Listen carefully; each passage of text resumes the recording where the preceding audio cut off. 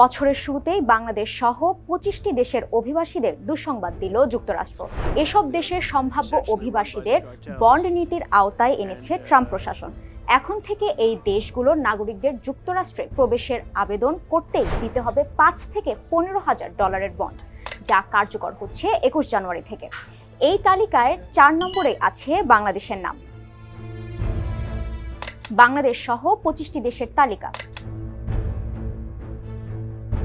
আগে থেকেই এই তালিকায় ছিল 13 দেশ। কোন ধরনের ভিসাধারীদের জন্য এই বন্ড? তালিকাভুক্ত দেশগুলোর পাসপোর্টধারীরা যদি B1 বা B2 ভিসার জন্য যোগ্য হন, তবে তারা যুক্তরাষ্ট্রে প্রবেশের আবেদন করতে পারবেন। B1 বা B2 মূলত ভ্রমণ ও ব্যবসা সংক্রান্ত ভিসা।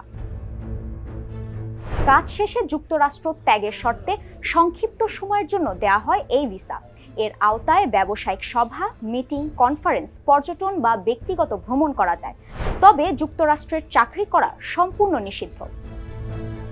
কবে থেকে কার্যকর? টাকা ফেরত দেওয়া হবে কিনা?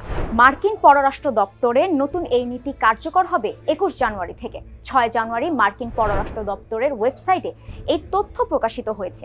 তবে জামানত জমা দিলেই যে ভিসা পাওয়া নিশ্চিত হবে তা কিন্তু নয়। যদি ভিসা আবেদন প্রত্যাখ্যান হয় বা ভিসা পাওয়া ব্যক্তিরা ভিসার সব শর্ত মেনে চলেন, তবে এই অর্থ ফেরত দেওয়া হবে।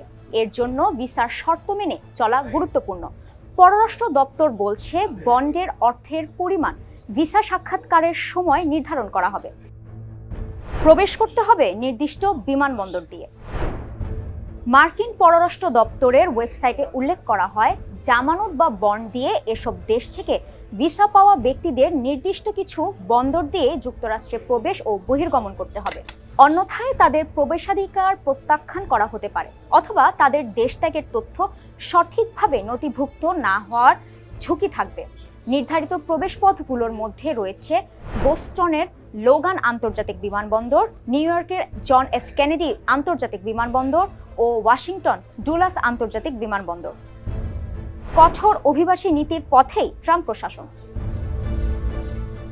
গত জানুয়ারিতে দ্বিতীয় মেয়াদে ক্ষমতায় ফেরার পর থেকে ডোনাল্ড ট্রাম্প প্রায় অভিবাসীদের বিতাড়িত করার কথা বলছেন। কঠোরভাবে অভিবাসন আইন প্রয়োগ করাকে অগ্রাধিকার দিয়েছেন। তিনি যুক্তরাষ্ট্রের বড় বড় শহরে ফেডারেল এজেন্ট পাঠিয়েছেন এবং দেশটির সঙ্গে মেক্সিকো সীমান্তে ভিড় করা আশ্রয় প্রার্থীদের ফিরিয়েও দিয়েছেন। তবে এ পর্যন্ত বৈধ অভিবাসন ব্যবস্থাকে নতুনভাবে গড়ে তোলার ক্ষেত্রে খুব একটা তৎপরতা দেখাননি ট্রাম্প প্রশাসন।